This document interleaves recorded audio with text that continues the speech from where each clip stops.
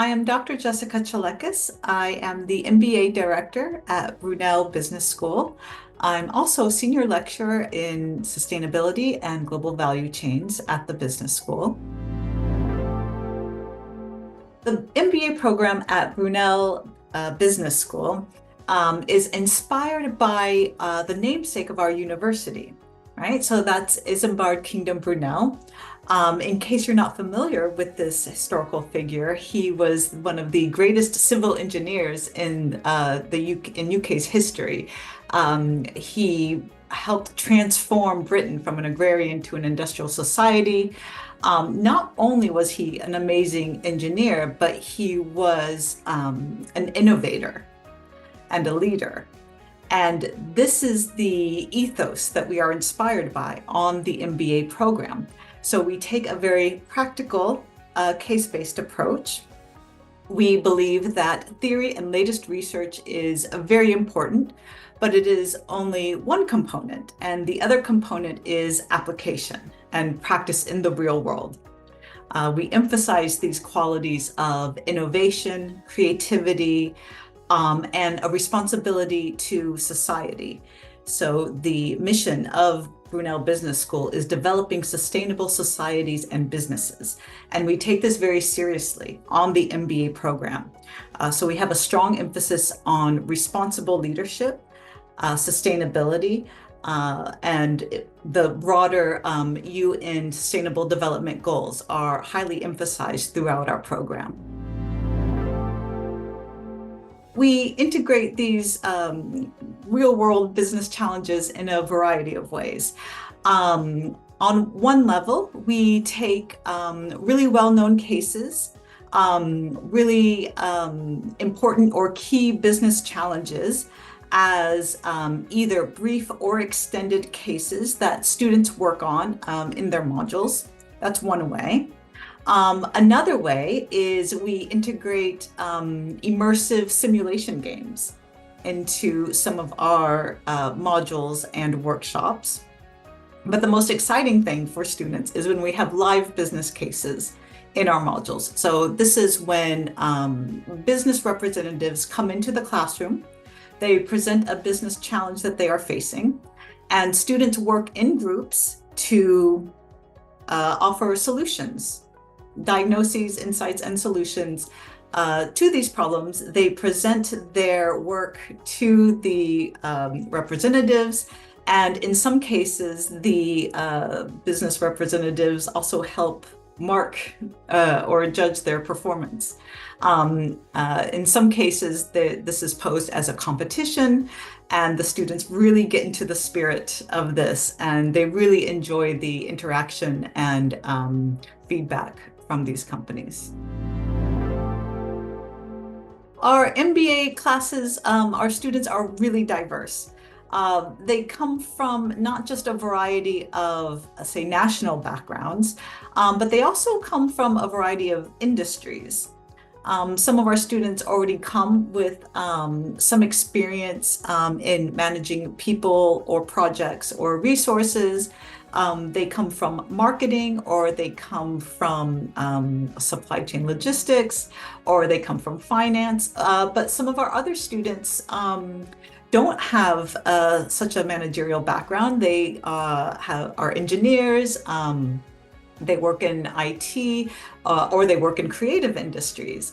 But they all have aspirations to either become high-level leaders or managers in a particular, either at a particular company, or they're aspiring for a particular kind of role, or they are entrepreneurs.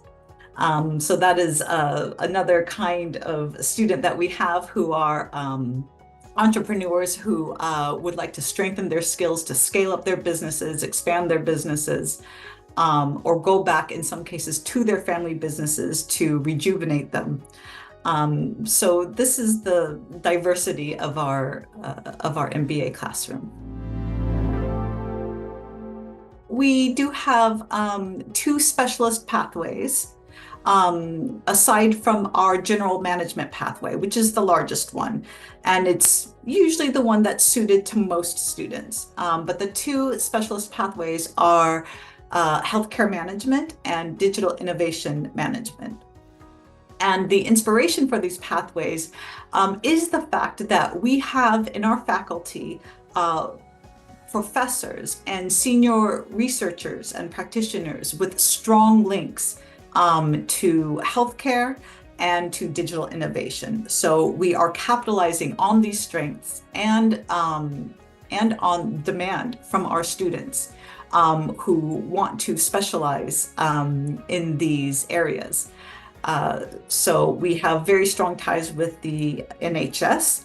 And so the pathway, the healthcare management pathway, is designed to help students learn a lot about the UK NHS, but also policy and management globally in terms of the healthcare industry.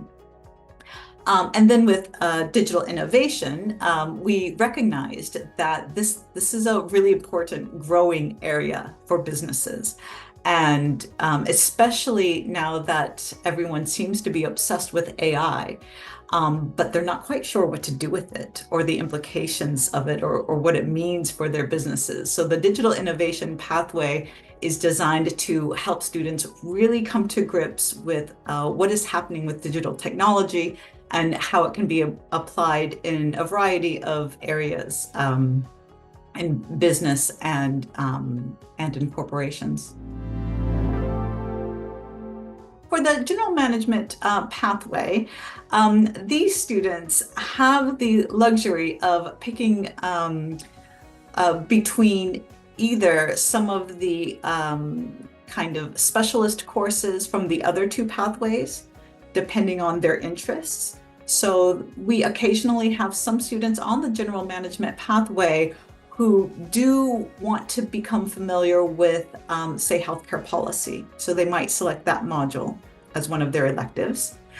Or they might want to have a look at, say, digital technology innovations. So they might choose that module. But we also offer to them what I think is a really exciting, one of my personal favorite modules. I suppose an MBA director shouldn't have favorites, but one of my favorites is a module called Managing for the Future.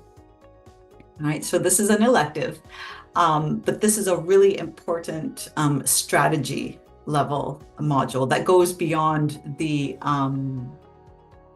topics covered, say more advanced version of our strategy and entrepreneurship module. Managing for the Future is designed for to enable students to think like CEOs and be able to manage high-level problem assessing and problem solving. We're doing this on a number of levels. So on the first level, I have asked module leaders to address sustainability separately as it can relate to each of their topics, because of course how you integrate sustainability into, say, strategy will be different compared to perhaps supply chain management, marketing, or say digital innovation. Right? Sustainability can be incorporated into every aspect, but it has to be treated differently. But at another level, what we emphasize is responsible leadership. And this is a common thread throughout the entire program.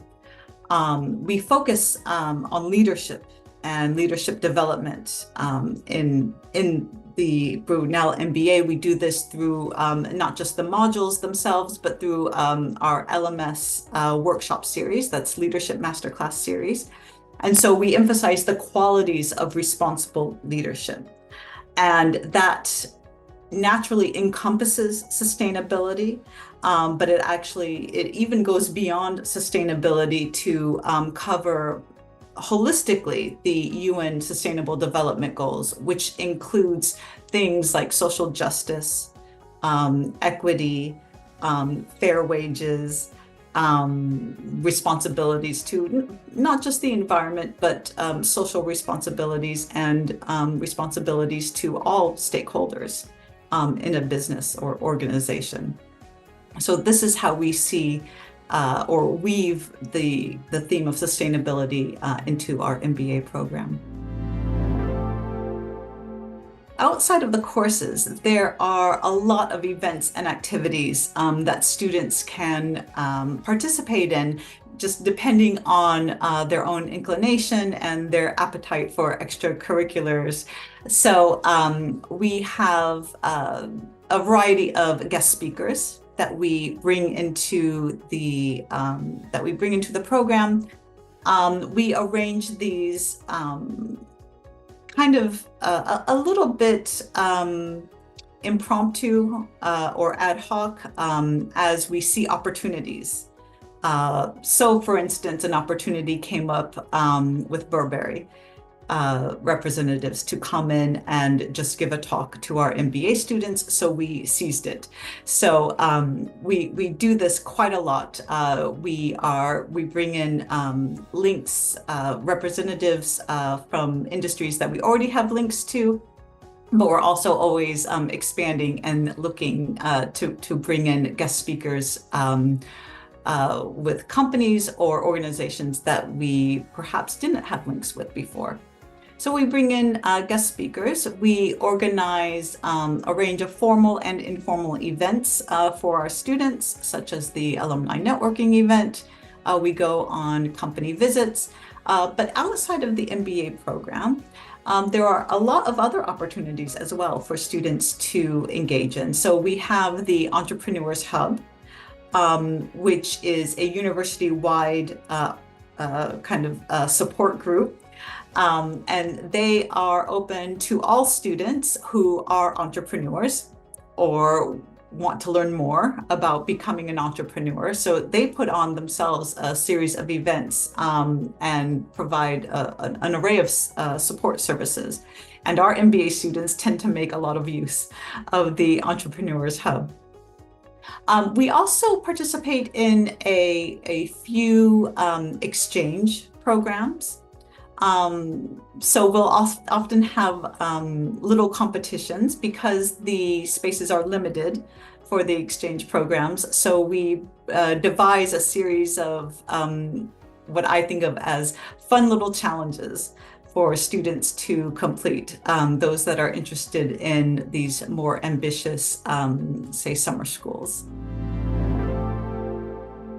This year, we had an exchange with INSPER in Sao Paulo, Brazil. So we are sending, this year, 2 of our students are going. Hopefully, we can send a few more, perhaps next year. We are starting to develop various partnerships with other schools in Nigeria, in the US, in Malaysia, to set up further exchanges for students to participate in. Employability and career support is really important to us. So we have 2 main formal mechanisms for supporting students. The first is the mentorship scheme, where we have senior, very highly experienced professionals who agree to act as mentors for our full-time MBA students.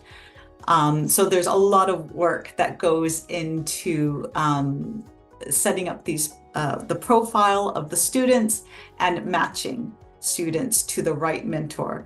And then the student can expect to meet with the mentor up to 5 meetings, one-to-one meetings, where the mentor provides personalized guidance, support, and advice, specifically around their career plans and career development.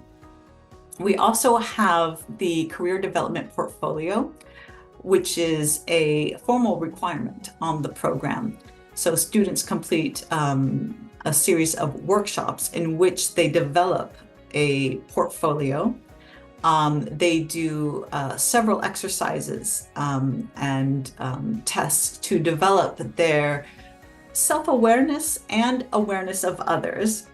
And then they get a bit more practical help in terms of developing their resumes, their CVs, their LinkedIn profiles, and how they position themselves on the job market. And then in addition to this, we also have a dedicated career specialist who is very wonderful, and he's available for one-to-one meetings with students to help guide them in terms of job opportunities, networking opportunities, and again, further support for when they're more active, students are actively looking for jobs, say as they start to near the end of their MBA journey.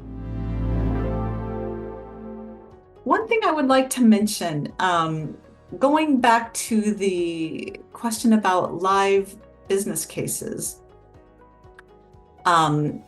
we also have the International Study Tour, where students have the option of going abroad with us as a group to meet with businesses wherever the destination is, and to work on business challenges there as well. This year, we went to Leuven, Belgium. Next year, we are planning on going to Madrid, Spain. And these are always amazing experiences where students get to grow a lot. They get to learn a lot in a very short period of time. It's a cultural exchange. It's an expansion of their networks. And it's a really amazing learning experience, and it's a lot of fun every year. We usually time the trips to be about 4 days. We want to make sure that we get enough in without it taking up too much time out of the calendar year, so to speak, and their other studies and responsibilities.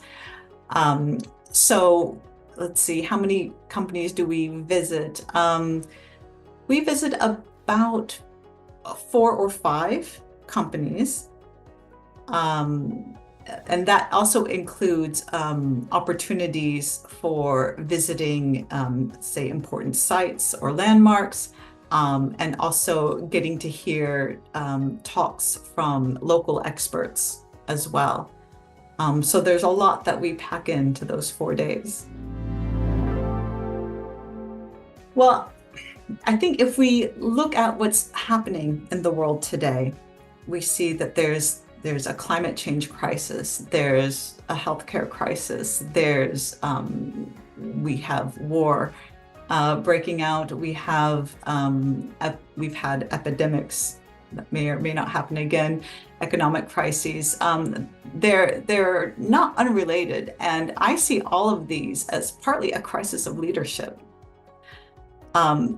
We desperately need leaders in the world, business leaders, political leaders, who are much more sensitized to their responsibilities to all of their stakeholders and to society.